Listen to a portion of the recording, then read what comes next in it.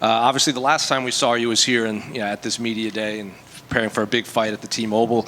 So I'm curious, are you feeling the UFC is getting behind you a lot more now? You know, you headlined the pay-per-view at the end of the year, your co-main event of IFW, you headlined in Rio.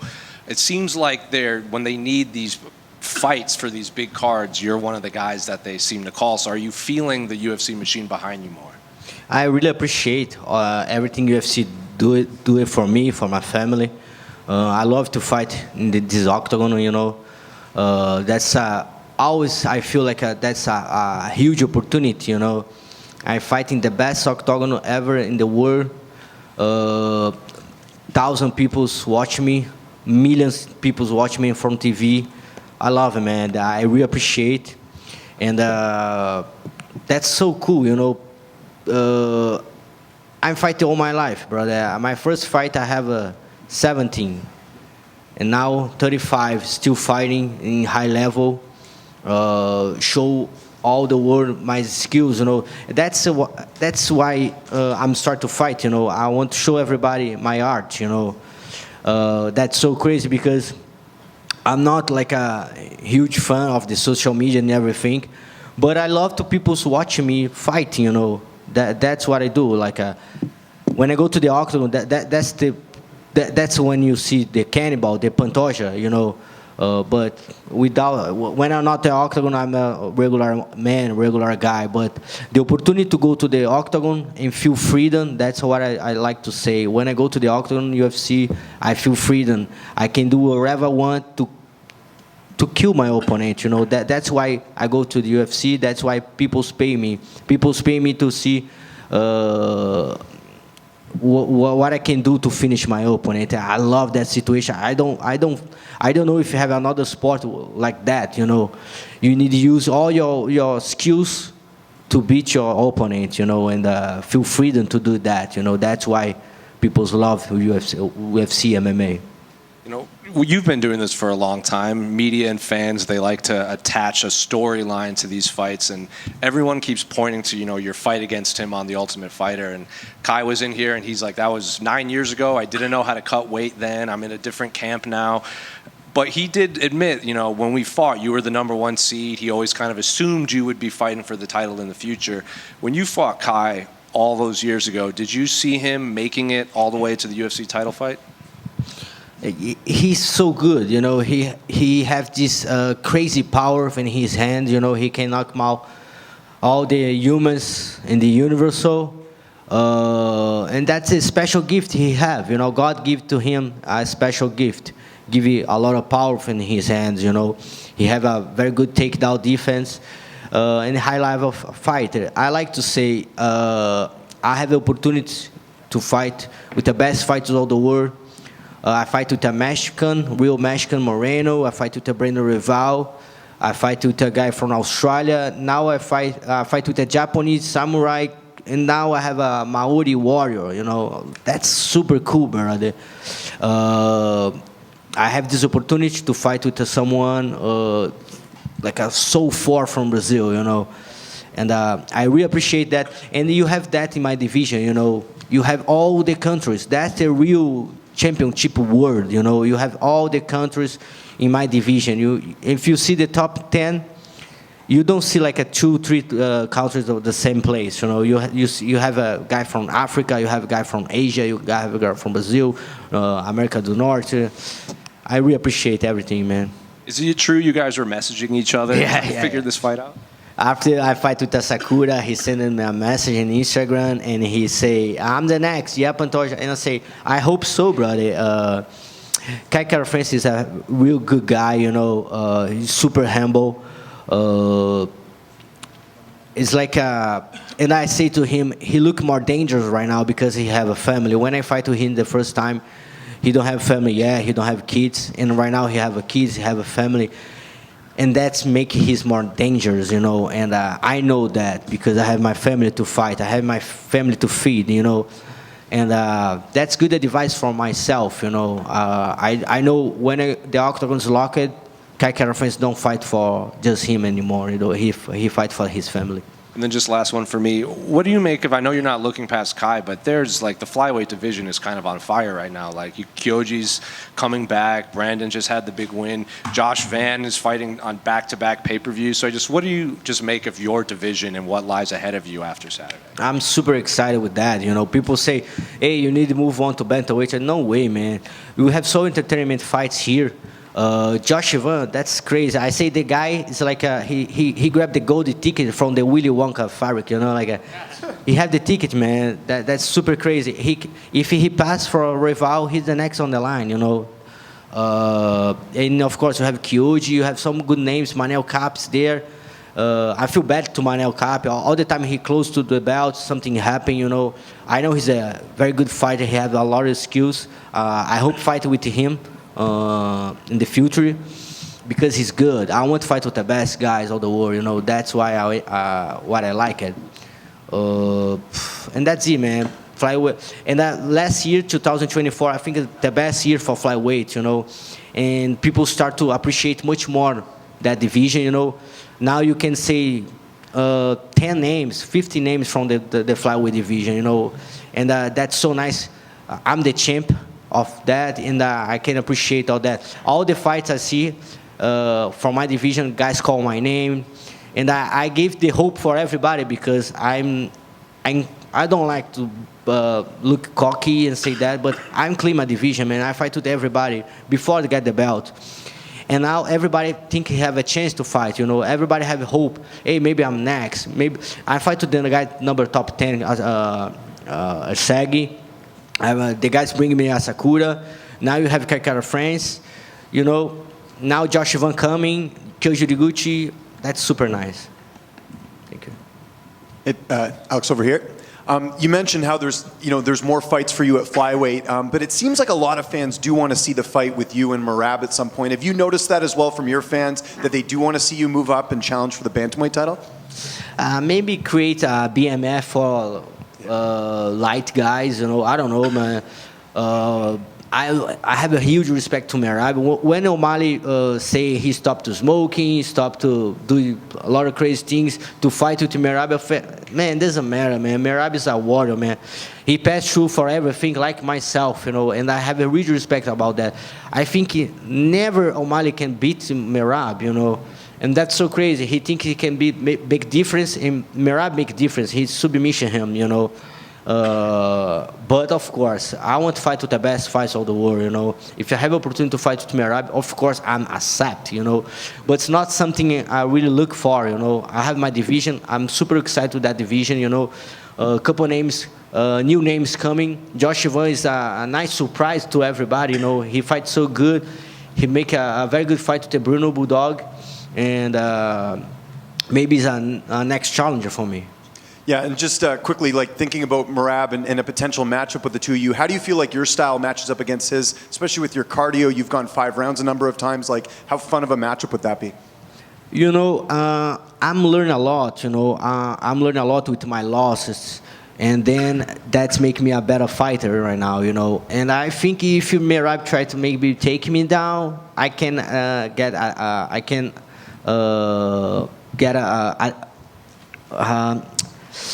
I can use that, you know. I can use my grappling. I have a very good jiu-jitsu. I have strong guys in my in the America top 10. I have very good bantamweights in my in America top 10, and I can make a very good training camp for him, you know. But of course, to go to 135, I need to get more pounds and everything, and I don't look for that right now. I have my division to protect, to defend. And I love to watch my division fight, you know, super entertainment fights, best cardio in the UFC. In that division, you need to be good in all the situations, striking, grappler, and I love to fight in flyweight division. And just last one for me, who do you think wins that fight with Brandon Royval and Joshua Van? I know you're really praising Van here. You fought Royval. How do you see that fight playing out on Saturday? That's a very interesting fight, you know. People maybe don't know, but Royval have amazing skills in striking too, you know. And Josh is like, I don't know if he have like a challenger like that, you know. He have the opportunity to fight with the #1 contender, you know. And I really appreciate to watch that fight. Of course, when the fights happen, I'm the locker room, make my warm-up. And I don't know, man. Both guys have super chance. Josh Ivan show amazing takedown defense with everybody. And maybe you're going to see a different fight, you know. Maybe Brandon Royval need to make a stand up with Josh Ivan. I don't can appoint anyone. I just appreciate to watch one fight like that, you know. Over here. Champ, your longtime teammate, Dustin Poirier, he retires next month. What's your best memory with Dustin Poirier? Man, I think in the gym, you know, see he's working. I really appreciate because he training so hard for that fight right now, you know. It's like he have people say last dance. I don't like to feel that last dance and that, but he training a lot right now, you know. I make my camp, and he trained before me, you know. He in the gym for like 2 months, 3 months. I never see Dustin train like that for one fight. And I know 100% that's going to be the best version from Dustin Poirier. Maybe he think it's different to retire, you know. Maybe after that fight, he on fire, man. And see he training. We living close to the Coconut Creek in Florida. And I drive my car to go to my house, and I see Dustin running like a crazy, you know, in the street, you know. And I appreciate have teammates like him in my gym. That's a legend. And one more question about another legend. You and Jose Aldo, you both won together at UFC 301. What did you make of his retirement? Man, what I can say is like after he retired, I see he posts on Instagram, he go play soccer, go do it wherever he want. And then I realize that's super cool. The guy's, he's come from the poor city in Manaus, Brazil, and now he got the top of the world. He got some $1 million, and now he retired. He can do whatever he wants, you know. That's super cool to imagine, you know, because I don't fight, of course, when I go to the octagon's locked, I fight to myself, you know, that's what I do, that's my job, and I love to do that.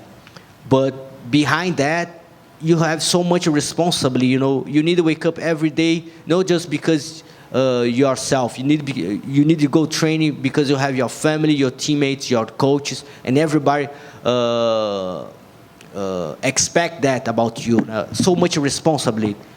And then when you retire, man, you can do whatever you want, you know. I feel that's so amazing. And see Aldo enjoy his life right now. He can do wherever he wants. He go to Disney, he go play soccer. That's amazing. Aquí, Alexandre, podemos hablar portuñol un momentico. Tú hablabas de 35 años de pelear con tu familia, viendo tu carrera, tu vida, aquel joven que hasta hizo Uber en el sur de Florida. ¿Cómo lo ves tú? ¿Cómo lo vives? ¿Cómo lo sientes ahora que eres campeón coestelar, un gran evento, UFC X? ¿Cómo lo vives? Proud, you know. Tenho muito orgulho de tudo que fizeste. Tenho muito orgulho de aonde eu cheguei. Acho que a maior palavra que eu posso falar, eu tenho muito orgulho de olhar no espelho e ver o homem que eu me tornei, ver o pai de família que eu sou, o marido, o pai do Cauã e do Nicolas, todo o sacrifício que eu tive que fazer. Eu fiquei longe da minha família por muito tempo, e ver hoje que minha família acabou de chegar aqui, meus filhos, minha esposa estão lá no quarto me esperando, então é inimaginável, né? Eu ainda acordo todo dia e me espanto em ver que eu sou campeão do UFC, sabe? Parece que é algo novo sempre para mim, e só que em paralelo a isso eu quero muito mais, cara. Eu acho que eu tenho uma vontade dentro de mim, sabe, insensável. Eu venho de uma cidade muito bonita chamada Arraial do Cabo, onde a gente tem o pôr do sol mais lindo do mundo. E eu nem lembro a última vez que eu vi um pôr do sol, porque eu estou trabalhando muito duro para conquistar as coisas que eu tenho hoje e as coisas que eu quero conquistar ainda no futuro. Então, eu tenho muito orgulho de mim. E a pelea principal, Oliveira, Topuria, Oliveira, como la ves? Topuria é um dos meus lutadores favoritos, mas Charles é um ícone para o Brasil. É um cara que eu admiro muito, tudo que ele fez, a trajetória dele, o que ele representa para o Brasil. Então, eu tenho certeza, sem sombra de dúvida, que o Charles vai levantar esse cinturão no sábado. Muchas gracias.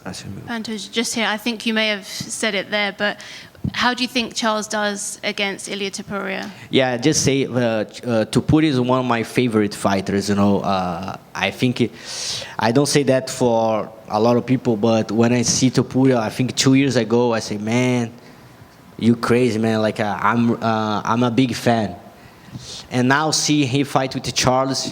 Charles is a legend in Brazil. He's an icon from everybody in Brazil. To how to you win your life, You come from favela in Brazil, come the hood with a poor place, and then he not just changed his life, he changed the life of his community, If you see Charles have like 20 people with him right now, he bring all the people with him, give opportunity to everybody, and that's so nice to see, It's not just about his life, he changed all his circle, and I see Charles can finish that fight. Thank you. Thank you. Hello, champ. The next day after the fight, your team Flamengo is playing Bayern Munich in Miami. So, will you be in time for that game? And what's your prediction on the winner of the World Cup? Yeah, that's super nice. Have Flamengo player in the Mundial soccer. I love to watch. I watch all the games. My wife and I give to my father-in-law tickets to go to the game because we can make it, and that's a birthday present for him and his wife, my mother-in-law. And man, if Flamengo go to the finals, I go follow Flamengo in the finals. I think we have a very good team to that competition. And we can win the game, I support Flamengo, maybe 2-1, maybe 2-0. Flamengo have a very good team. That's super nice. I don't know if everybody know about soccer, but that's nice seeing in that competition, European teams, billionaire teams, play with small teams in Brazil, and Brazil still won. We won all their games. Super nice, and I'm with Flamengo. Let's go. Obrigado. Good luck. Thank you. Pantoja, I was wondering, with bringing in the UFC, bringing in Kyoji Horiguchi, it feels like, Pantoja's beaten so many guys, we want to make an effort to bring in more flyweights for him. But is it awkward? Because obviously he's also an American top team guy. Have you guys talked about this at the gym? Kyoji helped me to get this belt. If I don't have Kyoji Horiguchi, I don't know if I can go to this high level, Kyoji me push every day, man. If I have a bad day, Kyoji gonna beat me in the gym, And I really appreciate have a guy like him. And I really hope hold this belt and wait Kyoji Horiguchi, because when I train with him in the gym, I not can hurt him. But in the octagon, when it's real, I'm gonna hurt him so bad. I did also want to ask, what is the mood like at ATT? Obviously, you've been the champion there for a minute, but now the team has 2 belts with Kayla Harrison winning. Just wondering, what's that like, the energy at the gym right now? Man, if you go to America Top Team, if you step in that gym, you can smell the victory, You smell all the sacrifice. We have 100 professional fights every day in the gym. See Kayla Harrison take this belt, man. That's so good, She trains so hard. She's such an inspiration for everyone, And yeah, man, you have a best gym of the world. That's super cool. You train with these high-level partners. And I say in my gym, man, everybody's so obsessed to the success, Everybody trains so hard every day. That's crazy, man. And that situation, everybody's obsessed all the time, You see guys training 3 to 4 times every day. In the same situation, you have Kayla Harrison, you have Pantoja, you have guys like Victor Diaz, one of my teammates. He follow his dream. He go to the gym. He's one of more training in the gym, and after the training he go working. He teaches jiu-jitsu class. He working another job and back to the gym to training. You have all inspiration, You have Kayla Harrison doing sacrifice. and you have this guy Vitor Diaz training every day and working, you know, that's a lot, man. I really appreciate have a part of the team. I just say all the time I see the guy Dan Lambert, and I think everybody like MMA needs like a be grateful to have Dan Lambert, you know, and everything he does for with America Top Team. Thank you. Thank you.